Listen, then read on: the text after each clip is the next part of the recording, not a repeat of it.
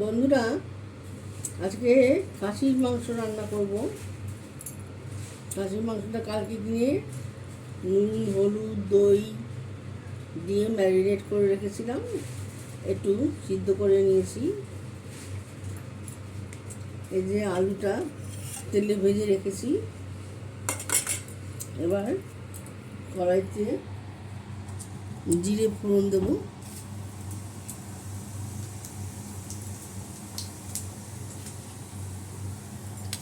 কাঁচা লঙ্কা, তেজপাতা ফোড়ন দিলাম।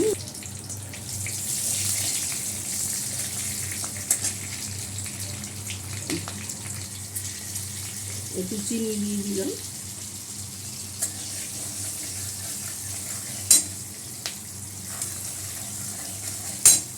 ক্যারামেল করে নিলাম।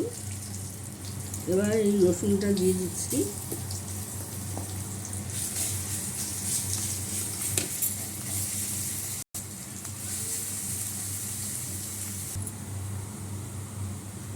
এই পেঁয়াজটা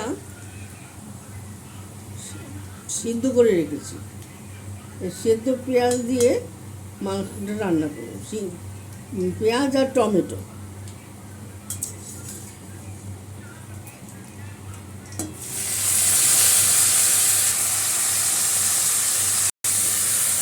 সিদ্ধ পেঁয়াজ দিয়ে রান্না করলে রান্নাটা খুব ভালো টেস্টি হয়।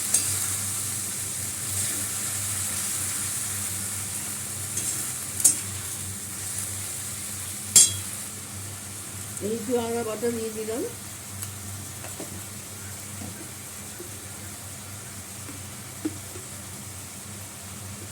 একটু লঙ্কা গুঁড়ো দিয়ে দিলাম, লাল মির্চ।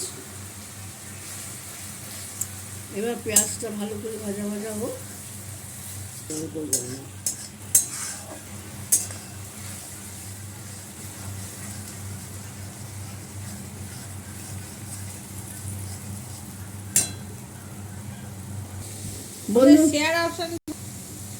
আচ্ছা, এই আমার পেঁয়াজটা দেখুন কি সুন্দর করে কষানো হয়ে গেছে।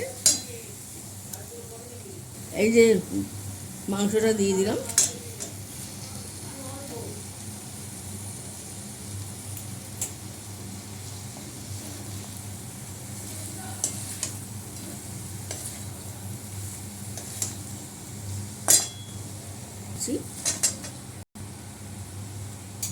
কি করছিস? আলুগুলো দিয়ে দিলাম। মাংসটা দেখেছিস? এই যে পেঁয়াজ সিদ্ধ জলটা দিয়ে দিলাম।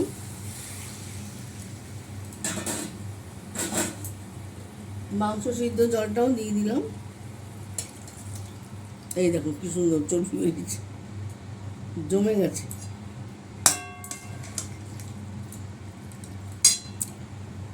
আমার রান্নাটা হয়ে গেল। এখন ব্লগটা আবার পরে নিয়ে আসছি। এটা পুরো আপনারা ফেসবুক থেকে দেখলে পেজটা ফলো করে দেবেন। আমার মনে হয় আপনারা ভুলে যাচ্ছেন, বুঝতে পারছেন না। তাই জন্য আমি বারবার বলছি, ফেসবুক থেকে দেখলে ফলো করবেন, আর ইউটিউব থেকে দেখলে সাবস্ক্রাইব করে দেবেন। তাহলে আমার ফলোয়ার্স বাড়ছে না। সবাই বলছে ফলোয়ার্স বাড়ছে না, আপনারা একটু করে দেবেন। একটুখানি গরম মশলা দিয়ে দিলাম।